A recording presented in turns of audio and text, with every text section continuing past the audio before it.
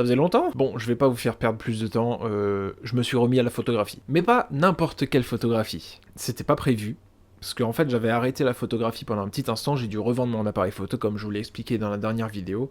Et j'ai arrêté un peu, enfin j'ai pas arrêté, j'ai fait une pause, disons, sur la photo. Je suis allé dans un magasin, je suis allé à Happy Cash. Et j'ai vu un appareil photo qui m'a sauté à l'œil. Et c'est surtout que c'est un appareil photo qui est différent, en fait, des autres. Dans le sens où c'est un appareil photo qui est connu, mais différent. Bon, déjà j'ai eu ça dans cette magnifique sacoche, voilà. Tout ce qui sera dedans a été fourni par Happy Cash. Sauf quelques trucs que j'ai rachetés entre temps, parce que voilà, je l'ai utilisé, vous imaginez bien. Dans cette sacoche, il y avait le Canon AE1.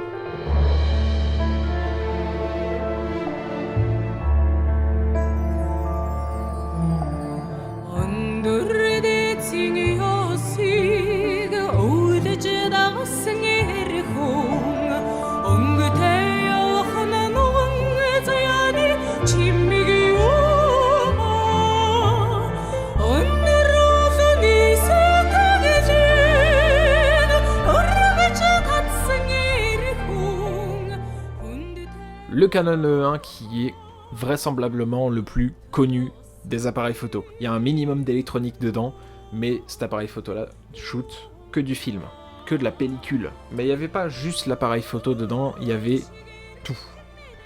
Quand je dis tout, c'est-à-dire, il y avait l'appareil photo, un objectif 50 mm, un objectif grand angle 28 mm et un objectif 135 mm. En plus de ça, il y avait le flash. Il y avait la garantie pour un des objectifs, qui date du 25 novembre 1980. Il y avait également des filtres pour le flash. Et on avait une pellicule ISO 800. Tenez-vous bien, j'ai eu le tout pour 80 €. 80 €, pourquoi ? Parce que le vendeur Happy Cash m'a dit... On sait pas s'il fonctionne ou pas, on l'a pas testé et honnêtement on n'a pas envie de le tester. Du coup on le vend en l'état, on le vend pour la déco. S'il fonctionne tant mieux, s'il fonctionne pas tant pis, c'est ce que le vendeur m'a dit. Et ben résultat des courses il fonctionne. Ah oui, il y avait 2 piles avec aussi, parce qu'en fait c'est un appareil photo, comme il y a un minimum d'électronique dedans, qui fonctionne à pile. Alors je vous rassure, ça va pas gâcher votre expérience de l'argentique. Mais voilà, c'est un petit détail que peu de gens prennent en compte en vrai, parce que c'est vraiment... On le remarque même pas que c'est à pile, on pense que c'est vraiment mécanique, totalement. Parce que oui, il y a des appareils photo qui sont... qui sont totalement mécaniques. J'ai fait quelques shootings avec, bien évidemment, j'ai déjà utilisé 3 pellicules, ce qui est déjà pas mal. Sauf que pour l'instant, je ne les ai pas encore développés. Donc là, pour l'instant, je ne sais pas si je shoot bien ou pas. Mais rassurez-vous, dans quelques jours, de toute façon, je vais les faire développer.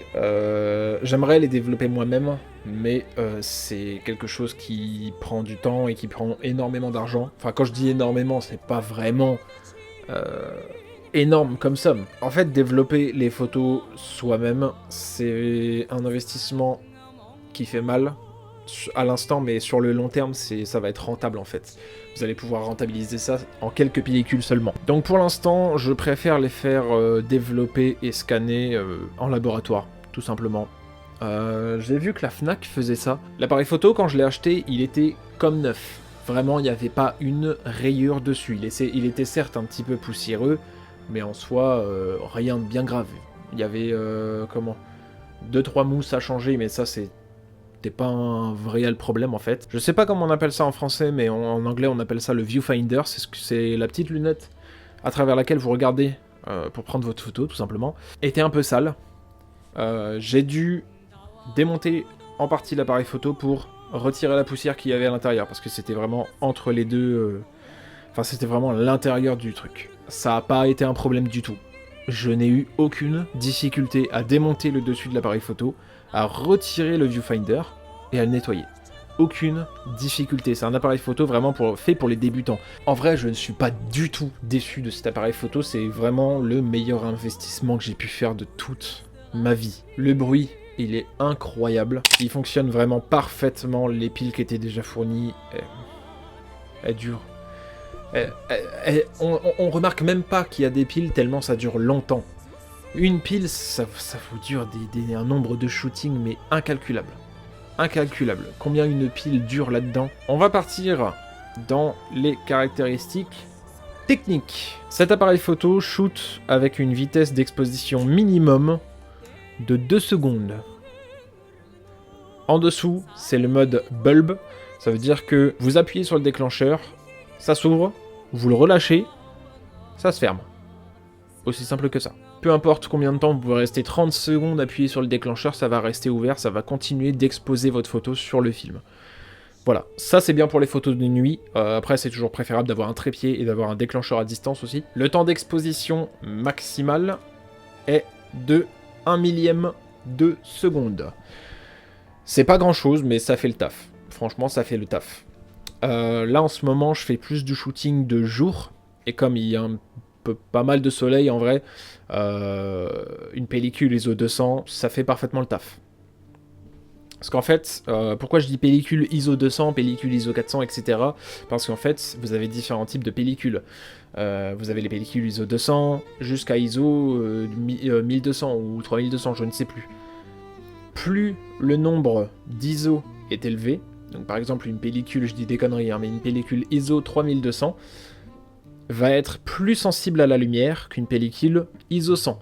En fait, plus ça descend en chiffres, moins la pellicule est sensible à la lumière. Donc en gros, si vous voulez faire des photos de jour avec un soleil magnifique, plein de lumière, etc., vous prendrez plutôt une pellicule ISO 100.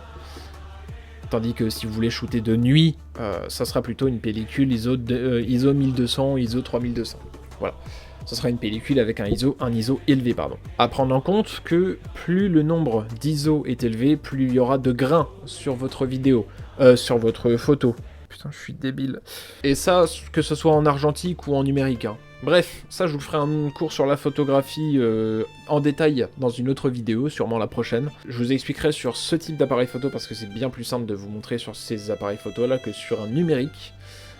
Sur un numérique, vous pouvez changer les ISO autant que vous voulez, alors que celle-ci, bah, vous êtes obligé quasiment de finir la pellicule pour changer vos ISO. Sur ce, moi j'ai terminé. Je vous souhaite une excellente soirée, une excellente journée, et je vous dis à bientôt dans une prochaine vidéo.